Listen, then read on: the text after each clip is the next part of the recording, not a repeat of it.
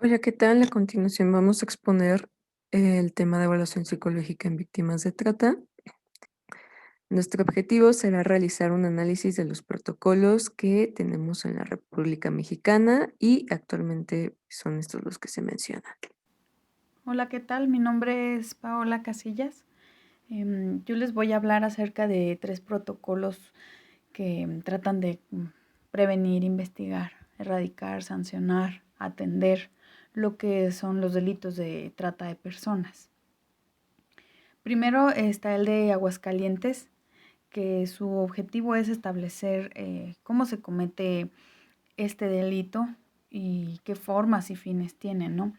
Eh, por ejemplo, algunos de los fines podría ser la esclavitud, la prostitución, o sea, la explotación laboral también, el tráfico de órganos entra también en este delito, el matrimonio forzado.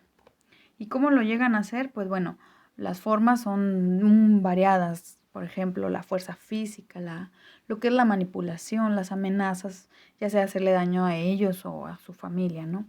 Y se basan pues en un marco normativo tanto nacional, internacional y del propio estado de Aguascalientes para atender lo que es este delito, ¿no? Del que nos ocupa.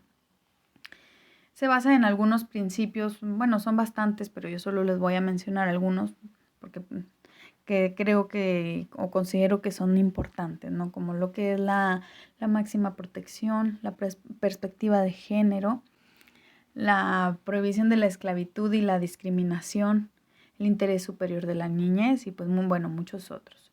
En cuanto a lo que es la prevención, la investigación y la erradicación del delito, habla primero lo que es la investigación y la atención, qué es lo que va a hacer el policía ministerial, el Ministerio Público y las personas de servicios periciales, como para hacer esta investigación eficiente y eficaz, ¿no? Y basada en derechos humanos.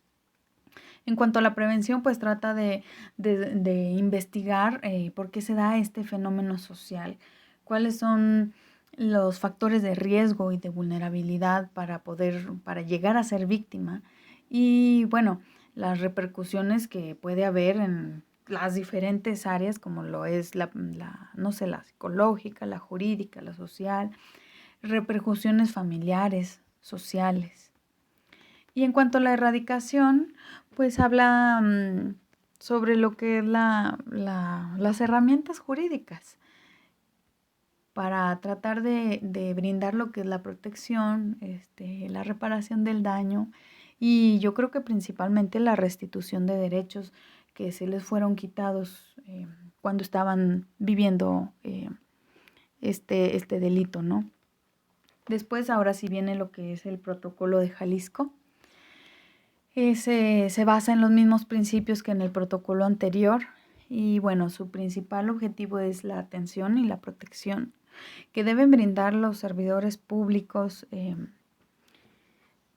hacia las víctimas, ¿no? de este delito.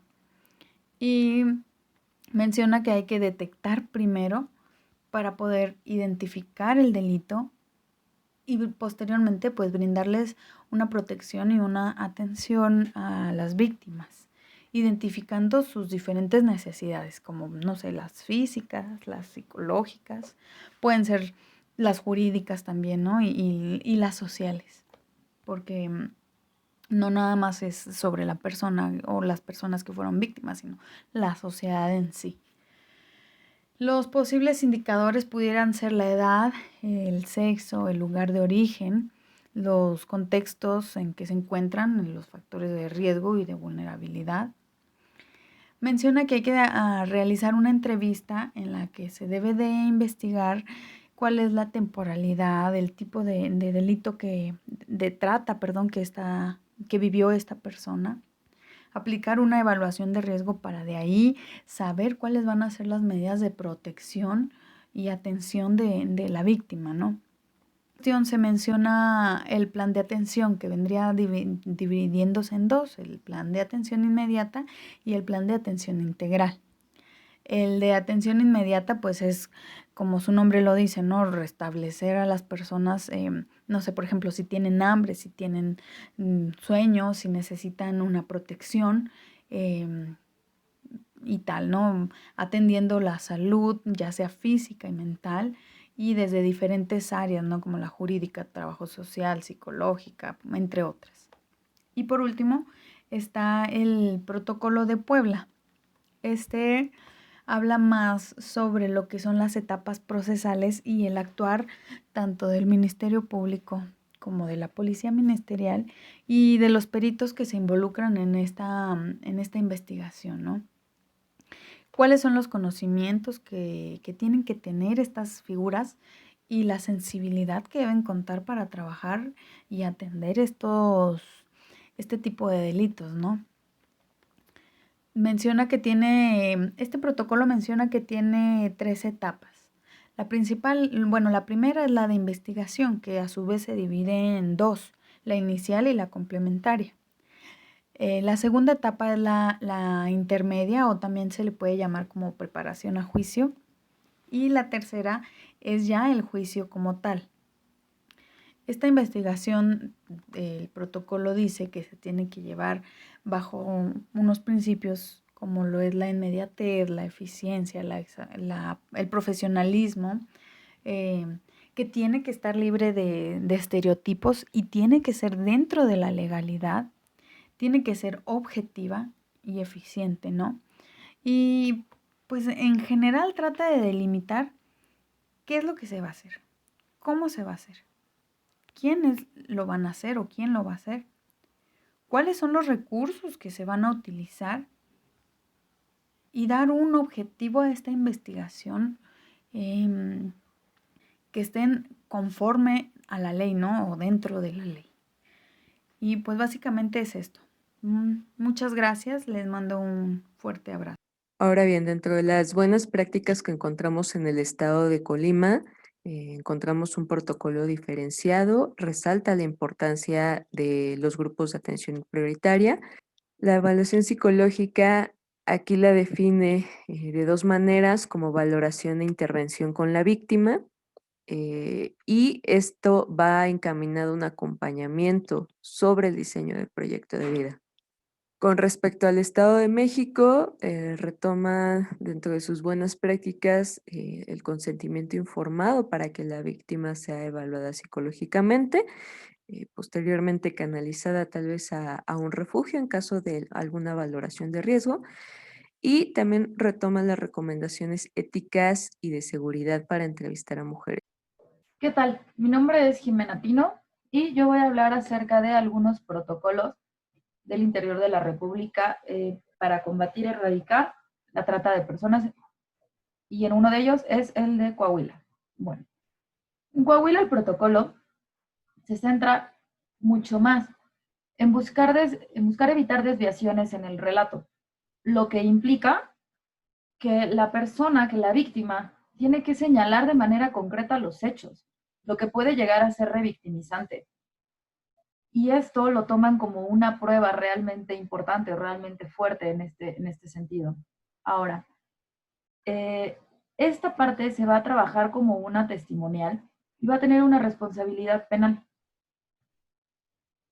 El análisis del riesgo de la víctima también se hace, pero muy apegado a las normas, muy apegado a las leyes, a lo que consideren los jueces, lo que evita poder hacer un análisis del caso, lo que evita poder hacer un análisis completo de lo que se está teniendo enfrente, de lo que en realidad ocurrió y del cómo ocurrió, lo que puede llegar a tener muchísimos problemas para el tratamiento y la reparación del daño.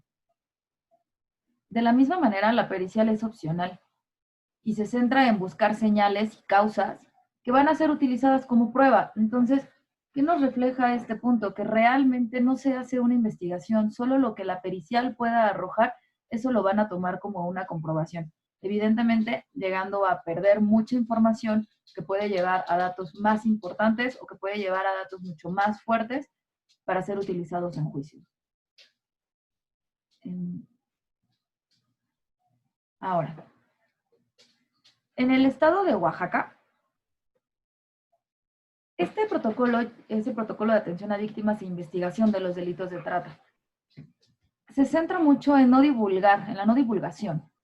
O sea, busca también cuidar la información respecto a los menores de edad. Sin embargo, no dice más, no dice cómo, solo se centra como en la parte de leyes, solo se centra como en la parte de no utilizar los nombres, entre algunos otros.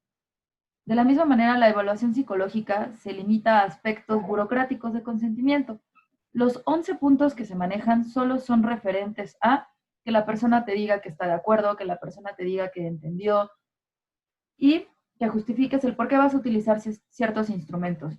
De ahí en fuera no hay más con lo cual se pueda mantener o se pueda cuidar a la víctima. Solo es una parte burocrática, lo que pasa a ser nada más un número o un registro.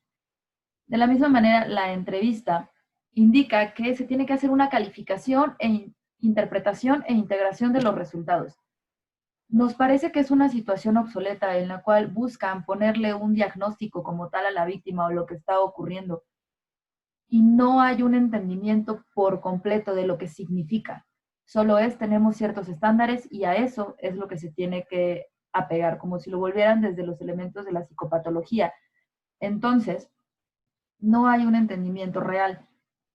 De la misma manera, este protocolo nos marca que debe de haber un cuidado de la seguridad extrema de la víctima y que las personas que realicen este trabajo tienen que conocer, por lo menos de manera teórica, lo que es el delito de trata.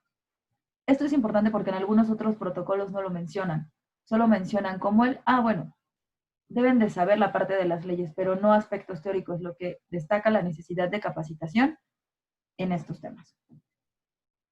Y por último, el protocolo, bueno, en realidad es un proyecto para la atención de la declaratoria de alerta de violencia de género contra las mujeres en el estado de Veracruz.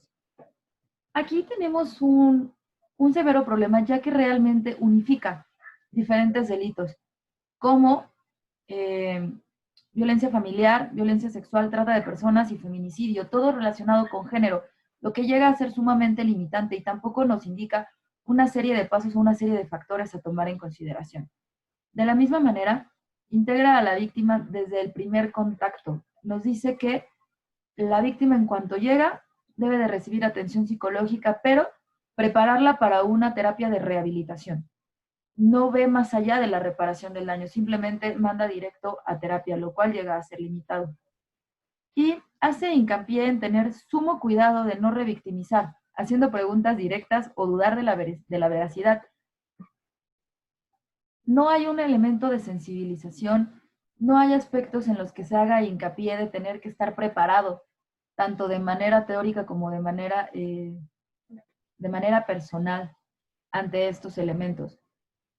Ese es uno de los problemas más graves que encontramos en el protocolo de Veracruz y sobre todo que va a comprometer la investigación y el trato hacia las víctimas de manera general. Gracias. Con respecto a las consideraciones éticas y de derechos humanos que encontramos en los protocolos, bueno, como mencioné anteriormente, retoman estas recomendaciones éticas por parte de la OMS. Si bien solo está canalizado a mujeres víctimas, también se ha retomado en otra población como migrantes, niñas, niños y adolescentes, etcétera. Y bueno, se atienden a estos principios que se mencionan aquí. A manera de conclusión, nos dimos cuenta dentro de toda la valoración de estos protocolos que entre más complejo es el fenómeno, en este caso la trata de personas, la investigación se va a reducir a elementos mínimos.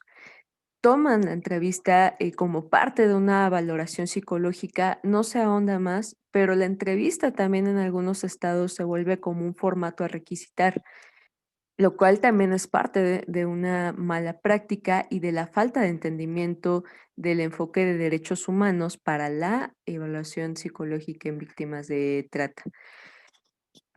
También nos dimos cuenta que todo el protocolo, a pesar de que se mencionaba en el marco jurídico todos los protocolos nacionales, internacionales, las leyes generales, etcétera, realmente en la práctica no está pasando esto, no están retomando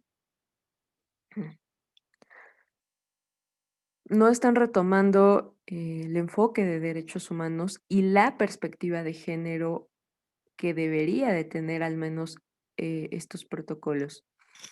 Y bueno, pues la propuesta es nuevamente a descentralizar el trabajo de las y los peritos que se encuentran en una institución gubernamental, ya que también está generando el sesgo institucional que señalan algunos autores.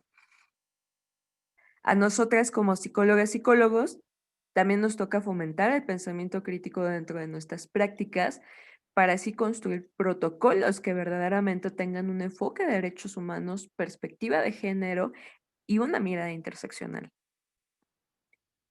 para poder eliminar estas algunas malas prácticas dentro de los protocolos que tenemos dentro de la República Mexicana. Por nuestra parte, esto sería todo y por su atención, muchísimas gracias.